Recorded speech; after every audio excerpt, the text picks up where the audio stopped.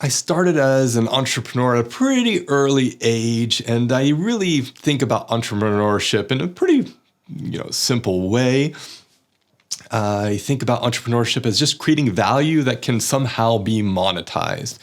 And my journey as an entrepreneur has taken a lot of twists and turns. I had a lot of great role models when I was younger. My parents, grandparents on both sides were entrepreneurs. Several of my aunts and uncles are entrepreneurs. So I always had people who I looked at as kind of like, oh, this is what life is. This is what it is to have a career and a profession. You kind of have this entrepreneurial nature. And so it was no surprise that I took to entrepreneurship at a pretty early age.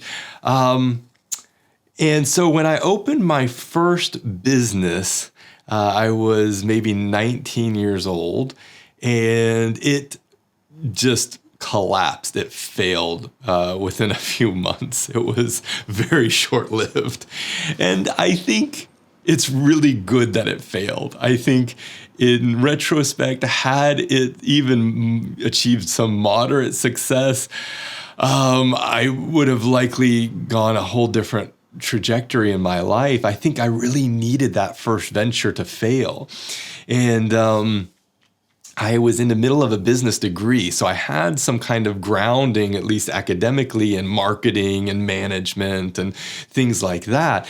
So I knew enough to kind of set up a business plan, and I knew enough to kind of sit down and bring a team together and get everybody kind of assigned their responsibilities and things like that. I knew enough to kind of set up a framework, but I certainly had no idea the reality behind running a business. I only knew kind of what I could kind of scrape together, and again, kind of what I knew from the role models that I had in my life.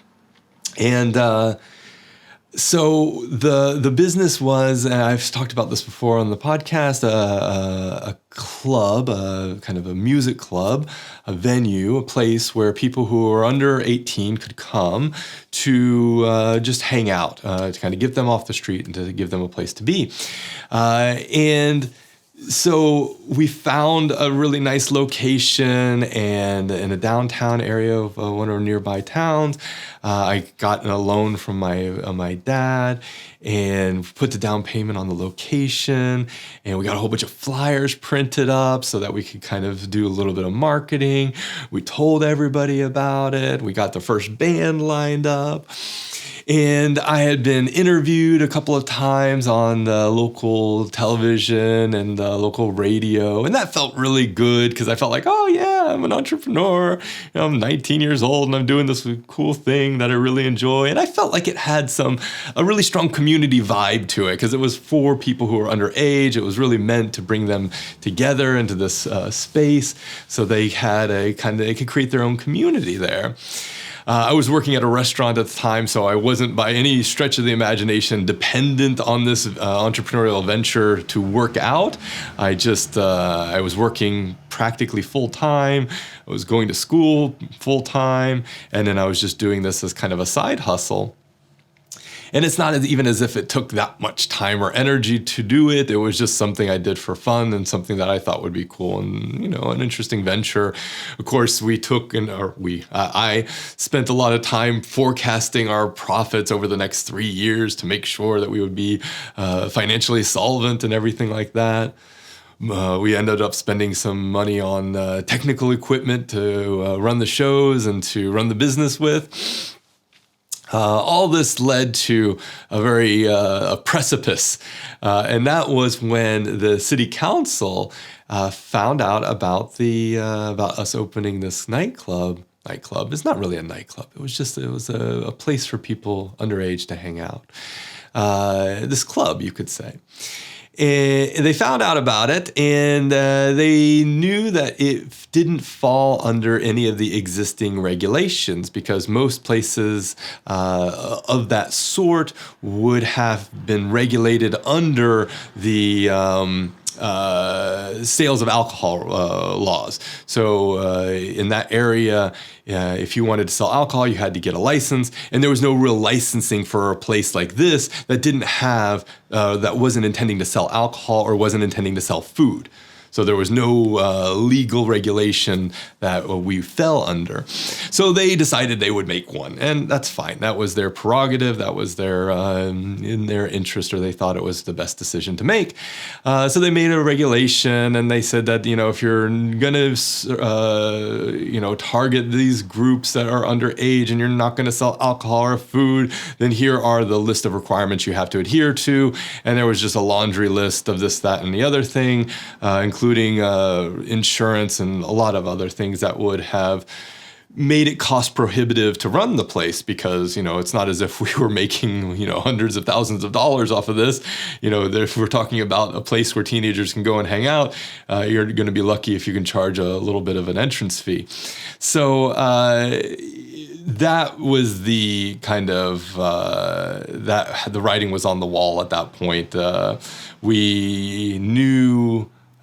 knew that there was no way that the business could survive under this new law.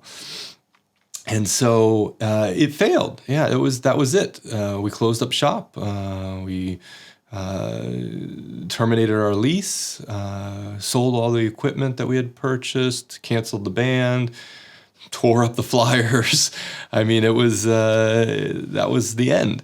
And it was good that it ended. It was really important that, in my life at least, that I closed that chapter completely, because there was no reason to continue to pursue it at that point. There was no need, there was no incentive to just push, and especially to try to fight with city council to make it happen. It just didn't make any sense to me. So we didn't. So my business failed because of regulations. Now, that's not the only reason businesses fail. Businesses fail for a whole bunch of different reasons. I've had businesses fail to just take flight because the idea wasn't very good, or because it wasn't very realistic, or because it was just weird and we couldn't find a market for it. But no matter why businesses fail, I think it's important that we give it a shot, because you never know. It's always going to be a roll of the dice. There's always going to be risk. But it's a venture that has taught me a lot in life, and especially in my work, how to work around limitations, how to build capacity, how to create value, and how to, of course, monetize that value. All these things are really good lessons to take into whatever career you might want to go into. But the takeaway should be that even though entrepreneurship is kind of tied up with risk, it should never risk your health, your safety, or your welfare. If you have to put your health, safety, or welfare at risk to open a business, you should really reconsider your decision, because a lot of businesses fail. And if you've put it all on the line, then there's a really good chance that you're going to lose it all, and that you're going to be below where you started. And that can have serious negative impacts on your life.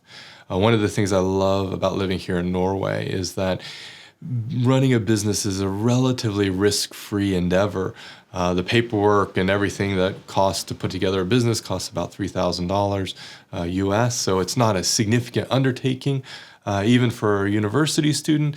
And you basically get all that money back if your business goes belly up. So it's not failing as an entrepreneur in Norway. There's a nice soft cushion for you. And of course, the social welfare benefits here are so good that any entrepreneurial venture, if it completely fails, you can bounce back very, very, very, very easily in terms of your career, even if you choose to go a completely different direction. So I live in a country that's really a positive environment for entrepreneurship for the most part. It's never perfect, but never risk your health or safety to run the risk of opening a business. And my call to action is kind of basic. Just talk to someone about a business idea that you might have. Just ask them if you can pitch your idea. And if you don't have a business idea, maybe find somebody who you think might and ask them about it. Do you have any ideas for a business? I'm not saying to go or open a business tomorrow. Just saying talk to somebody about it. See if you can kind of get some feedback on an idea that you might have, or see if you can give someone else feedback on their idea.